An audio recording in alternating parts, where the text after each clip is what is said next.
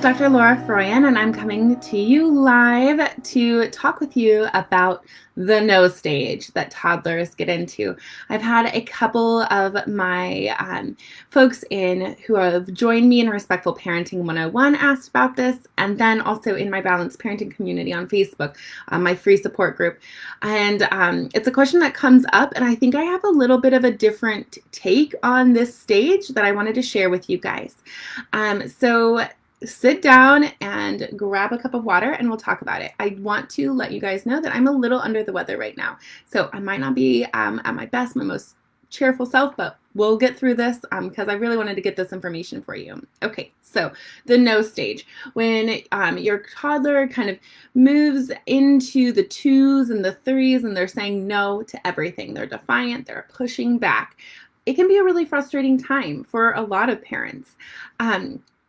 And the thing with it is that we are used to this obedience model. We are used to the mindset that our kids need to do what we say because we said so. But the reality is that developmentally, kids who are in this age, in this 2.5, 3.5 age range, their brain is doing amazing things in terms of development. So one of the reasons why I love this stage is because I'm a child development nerd, and when kids enter this stage, I know that their brain has developed a new ability. So they are moving into this place of becoming kind of self-differentiated. They are starting to recognize that their thought processes are their own, that their wishes and their desires are their own. Before that, when kids are very young and like 18 months and under, their theory of self and theory of mind is underdeveloped. And so when they have a thought, they kind of think we have the thought, and they kind of think that we share the same goals, especially our primary attachment figures. So as moms, oftentimes our kids are quite surprised to find out that they can want things that are different than us, that they can think things that are different than us, that they can push back and defy against us, that they can have different desires. Like, this is a new realization that kids in this age range are coming to, and it's beautiful. Seeing that happening with our kids, like, that's a good thing. That means our brains are growing and developing how they're supposed to be. That pushback, it means that they are coming online, that they are doing exactly what they're supposed to be. So in getting through this stage, which can be frustrating, there's no doubt about it, really bringing that mindset shift on board, really like coming home to the idea that these behaviors are good, developmentally appropriate representations of kind of what's going on for them, and that they're not a bad thing. They're not something to be avoided, and they don't say anything about us as parents either. The defiance is a developmentally appropriate thing that kids are doing at this age. They're supposed to push back. They're supposed to be seeking autonomy. That's what they're supposed to be doing, right?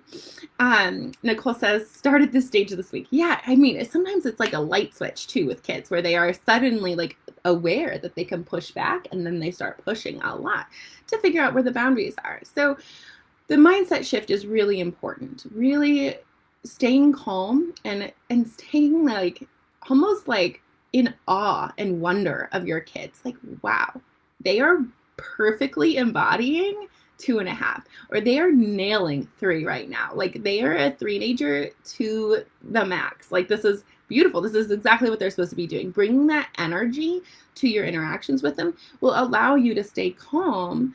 And when you can stay calm, then it takes a little bit of the interest out of their pushing back and their defiance. I have another video on my Facebook page if you want to go through and scroll all the way back to one of my very first videos that is on toddler testing and attachment, where I dig a little bit more into why kids, from an attachment theory perspective, why kids push boundaries. That will be a really helpful one to go watch on my Facebook page. But in this one, I wanted to talk specifically about kind of what you can do in the moment when the no is happening.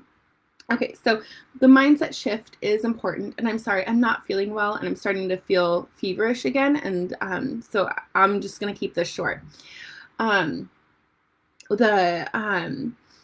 lost my train of thought. That's another thing that's happening for me, that my thoughts are really scattered right now because I'm not feeling well. Okay, so in the moment when the no is happening, recognizing that this pushback is normal, developmentally appropriate, and evidence of their healthy development. Okay, so it's a good thing that it's happening. We can welcome it. So when they are pushing back, that lets us know that they need more choices. They need more autonomy in their daily lives. So we can start offering them developmentally appropriate choices that we're okay with. If we say, like, do you want to wear the red shirt or do you want to wear the blue shirt?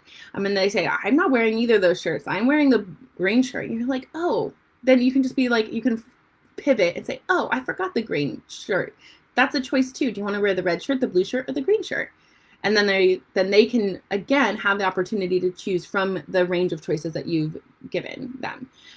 So offering them choices is good. But one of my favorite things to do in this stage is to teach them to play with their defiance. They have a biological developmental drive to defy you, to say no to you, to do the opposite of what you want them to do, to look you in the eye and say, like, I'm going to dump this water glass, and then dump it. They have no impulse control either. So they have this like biological drive towards autonomy and towards defiance, and they have no impulse control to stop it, right? And so they need an opportunity to play with the defiance. They need an opportunity to explore it and try it out and try it on for size and see what it's like to be powerful and to disobey their parent, to say no to their mom, all of those things. They need a chance to do that because kids learn and grow through play, right? And so that's when it's the perfect time to introduce the no game, which is what we call it in our family. I think other families probably have it, and there's lots of different versions, but it's where you intentionally invite your child in a very playful way to defy you. I usually like to play this game in the bathtub. So when we're giving a bath, they have all these little cups of water, and I will tell my kids, and I'll make, the facial expression is key. I'll say, oh, don't you dump that water on my hand, as I hold my hand over the water. Don't you do it. And then they'll dump it. I invite them in to disobey me. And it's clearly a game. I'm using a different voice. And when they do it, I say, oh, you did it. I can't believe it. I told you not to, and you did. You better not do it again. Like, we're clearly playing. The tone of voice, the facial expressions are all exaggerated, and kids love it. And so once you've introduced that game, if they're in a little bit of a no phase and they're stuck in no, then you can say to them, hey, I noticed I was asking you to do something and you keep saying no. Do you want to play the no game? Do you need to say no to me right now? Like, do you need to play the no game? And they'll be like, yeah, I need to play it. And so then you can transition from defiance that you're not inviting to a sanctioned space, a safe place where they can play with it. And you can move into that place. So there's lots of other variations of the no game, or like kind of playing with defiance. One other game that my mom played with me when I was little, and I loved growing up, and so I play with my kids. That's a perfect example of this. Is we would say, like, we call it the get back here game, where my kids would sit on my lap and I would tell them to go, I don't know, like pick up a toy or go see their dad or go do something across the room. And when they would get up, I would grab their shirt and gently pull them back with consent. So this is a game that I taught them the first time. I said, no, when you stand up, I'm going to pull you back. Okay. And you'll fall back into my lap. Is that okay with you? Get consent first. But not like they request this. Now my 7-year-old is so big, it's kind of scary playing that game, but she still loves it too. Kids like to be given permission to disobey us because they know they're not supposed to, and they want to do well. And so getting that impulse out, getting that drive, that behavioral kind of biological drive to gain autonomy and to do your own thing and to have your own goals and thought processes, like inviting them in a playful way to do that can get that out of their system, so that when it's time when we really do need their cooperation, it's there for them. Plus, by playing these games, we've built our connection and our relationship. The kids have come to understand that, like, my mom gets me. Like, my dad really understands that I'm not trying to be a bad kid, but that I just need to do what I want sometimes. And he's giving me a space to do that in a way that's fun and connecting. So kids feel heard and understood and held by their parents, and parents get to have fun with their kids, which is good for both sides of the relationship, and they get that impulse out. So that's what the no game is. But really, like, to be able to engage in that, you really like have to have the right mindset. So the mindset shift that we talked about at the beginning of really seeing the no stage that all kids go through as something that's really positive and exciting. Like when I see it in my kids, when I see it in my my nieces, kind of in that stage right now too, it's so much fun. I love it because I just think about like, this is so cool. This new part of her brain has developed this new ability to say like, I'm my own person. I can have my own thoughts, and my own desires are here, and that my desires don't have to match up with my mom's. Like that's a beautiful part of being an autonomous human being. We want that for our kids. And so seeing it in our 2.5 and 3-year-olds is a good thing. And then we just have to bring on board some new skills, play some of these games that let them kind of play with that power a little bit, stay calm in the moment, offer them good choices and alternatives, and set limits in ways that invite cooperation, which if you have enrolled in my course, you're learning about already. But that mindset shift is really what it is, welcoming that. I just love it. And if you can start seeing that way, and your kids really just start seeing it through this developmental lens, that your kid is not trying to be bad. They're not trying to piss you off. They are not doing any of this on purpose. They are being biologically driven to be autonomous. And that's a beautiful thing. And the more we can welcome that, the more our kids will feel unconditionally accepted and loved. And that's what we want, right? At the higher level of all of our parenting, right, is we want our kids to know that we love them without condition. We want them to come out of their childhood knowing that one simple truth, that they are worthy of love. That's what we want them to know. And that's what we can offer to them when we see them in their most 3-year-old moment. And we think, wow, your brain is amazing, and I don't want you to dump water on the floor, and so I'm going to stop you and prevent you. And if you want to play the no game, let's go to the bathtub right now and do it. And you give them the appropriate ways to get those needs, and because they're developmental needs, get those needs met, but enjoy them too. Like my youngest, who's 5 now, she talked really early, and so she let us into her brain a lot earlier than kids normally do. So like when she was 1, she was talking in 10-word sentences.